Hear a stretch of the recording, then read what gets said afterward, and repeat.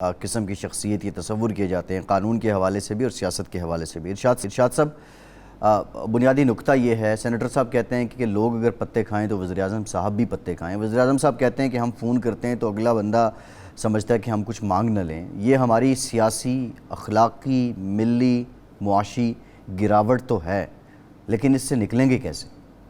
نکلنے کا راستہ موجود ہے۔ ہم یہ قوم اتنی فیاض ہے، اتنی دریا دل ہے کہ وہ حکمرانوں سے یہ نہیں کہتی کہ وہ ہماری طرح پتے کھائے یا ہماری طرح جوہر کا پانی پیے یا 3 وقت شہروں میں 3 وقت کا کھانا کھایا جاتا ہے اور ہم 1 وقت میں کھانے پہ بھی اکتفا کر لیتے ہیں۔ آپ 1 وقت کا کھانا کھائیں، ایسی بات نہیں ہے، لیکن وہ یہ ضرور توقع کرتے ہیں کہ جب پہلا تو وہ سوال یہ عوام کی طرف سے ہوتا ہے کہ ملک اس حالت کو کیسے پہنچا۔ وزیراعظم صاحب نے یہ بھی کہا کہ جن کو ہم کمتر سمجھتے تھے وہ اب ہم ان سے مانگنے کھڑے ہوئے ہیں، تو وہ کمتر برتر کیسے ہو گئے اور ہم جو برتر تھے وہ کمتر کیسے ہو گئے۔ 50s میں، 60s میں، ایون 70s میں ہماری جو روپے کی ویلیو تھی وہ چین کے جو ین سے تھی وہ کئی گنا زیادہ تھی۔ ہم کوریا سے آگے تھے، ہم ملیشیا سے آگے تھے، ہم UAE سے آگے تھے اور کئی ملکوں سے ہم آگے تھے، اور جن کو اب ہم نے اپنا انداتا بنایا ہوا ہے وہ ہم سے سیاسی مشاورت کیا کرتے تھے۔ لیکن یہ جو آپ نے ڈالر کی گراوٹ کی بات کی ہے، جس ملک کا وزیر اعظم یہ اعتراف کر رہا ہو کہ ہم اگر کسی دوست ملک کے سربراہ کو فون کریں تو وہ فون سنتے ہوئے یہ سوچتا ہے کہ یہ ضرور مانگنے کے لیے فون ہوگا۔ ہم کسی ملک کے خیر سگالی کے دورے پر جائیں تو وہ سمجھتے ہیں کہ واقعی یہ مانگنے کے لیے آئے ہیں، اور ہم بھی کہتے ہیں کہ ہماری مجبوری ہے۔ تو اس کے بعد آپ ملک کے بزنس مین کو، انویسٹر کو، جو کاروبار کر رہا ہے، کاروباری کو بیوقوف سمجھتے ہیں کہ وہ سرمایہ یہاں لگائے گا، یا وہ یہ نہیں سمجھے گا کہ آپ کی باتوں پر اعتبار کرے گا کہ ہم نے ڈیفالٹ سے نکال لیا ہے ملک کو اور معیشت مستحکم ہو گئی ہے اور ہم نے ترقی کے راستے پر چل پڑے ہیں۔ وہ دیکھ رہا ہے کہ آپ کے اب فون کوئی سننے کے لیے تیار نہیں ہے، جس ملک کی حکمرانوں کے وہ اپنا پیسہ چھپا کے بیٹھا ہوا ہے، وہ ڈالر خرید رہا ہے، وہ ڈالر کی سمگلنگ بھی کر رہا ہے اور ڈالر کی سٹاکنگ بھی کر رہا ہے، سٹا بھی کھیل رہا ہے اور ڈالر بچا رہا ہے۔ اور پھر یہ کیا اسٹیٹ بینک کی مرضی کے بغیر ہو رہا ہے؟ یہ سارا کچھ جو ہے یہ وزارت خزانہ، وزیر خزانہ جو ہیں ان کو کچھ پتہ ہی نہیں ہے کہ کیا ہو رہا ہے۔ پرابلم یہی ہے کہ پیٹ پر پتھر حکمران نہ باندھیں، لیکن وہ جو بیرون ملک پیسہ پڑا ہوا ہے وہ تو واپس لائیں، اس ملک میں انویسٹ کریں، خزانے میں جمع نہ کریں۔ میں بار بار یہ بات کہتا ہوں۔ دیکھیں، جب چین میں ایک دور میں چند سال پہلے چین میں ریسیشن آئی تھی، چین کی حکومت نے دنیا بھر میں موجود چینیوں سے، جو چینی تاجر تھے، لوگ بیرون ملک تھے، ایک اپیل کی کہ آپ اپنا سرمایہ یہاں چین کے اندر انویسٹ کریں۔ کروڑوں ڈالر انویسٹ ہو گئے۔ تھائی لینڈ نے ایسا کیا، کئی اور ملکوں نے ایسا کیا۔ بالکل صحیح ہے۔ لیکن پرابلم تو یہ ہے کہ ہمارے اگر حکمران یہ اپیل کریں بھی تو وہ سب سے پہلے سوال کریں کہ آپ خود اپنا کتنا سرمایہ واپس No one is credible with due respect. Credibility نہیں ہے، credibility نہیں ہے، بالکل صحیح ہے۔ لیکن راجہ صاحب سے ہم پوچھتے ہیں، راجہ صاحب یہ جو کہہ رہے ہیں جناب کامران مرتضیٰ صاحب اتحادی ہیں حکومت کے،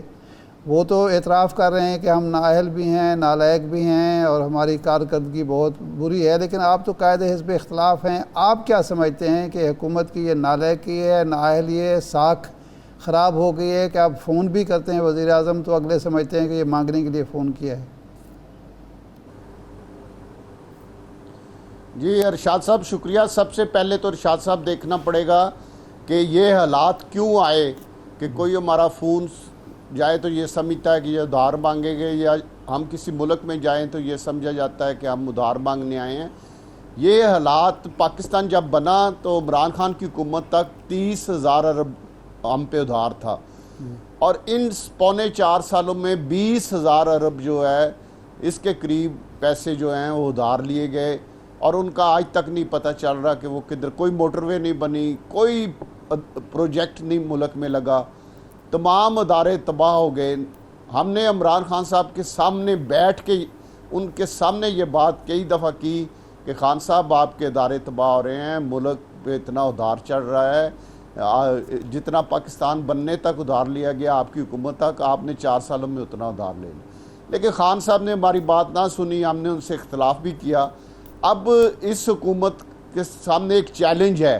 اور مجھے بڑی امید تھی کہ یہ حکومت IMF کا پیکج ملنے کے بعد معاملات کو کافی حد تک سیدھا کر لے گی، لیکن افسوس کے ساتھ کہنا پڑتا ہے کہ وہ معاملات سیدھے نہیں ہوئے جو مجھے توقع تھی یا قوم کو توقع تھی۔ لوگ تو یہ کہہ رہے تھے کہ IMF کا پروگرام ملنے کے بعد ڈالر 190 پہ آ جائے گا، بجلی میں رعایت ملے گی، گیس میں رعایت ملے گی۔ بجلی کے بل اتنے زیادہ آئے ہیں کہ میرا شہر فیصل آباد سے تعلق ہے، وہاں پہ انڈسٹری بند ہو رہی ہے، لوگوں کے پاس بل دینے کے لیے پیسے نہیں، گھریلو صارفین جو ہیں ان کے پاس بجلی کے بل دینے کے، یا بل دیں یا بچوں کی فیس دیں یا بچوں کو کھانا دیں، ایک چوائس ہے، یا بل دیں۔ جس کی 22,000 تنخواہ ہے اس کو 20,000 بل آ گیا۔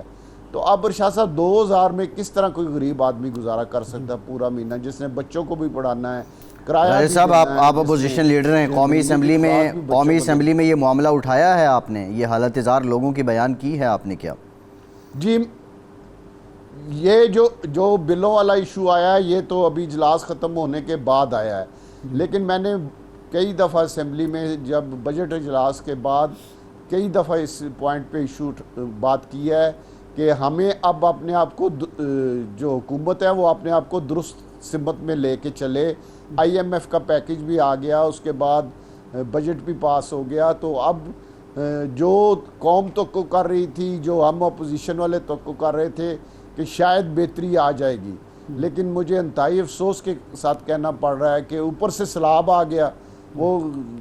کہتے ہیں نا کہ سر مڑاتے ہی اولے پڑے،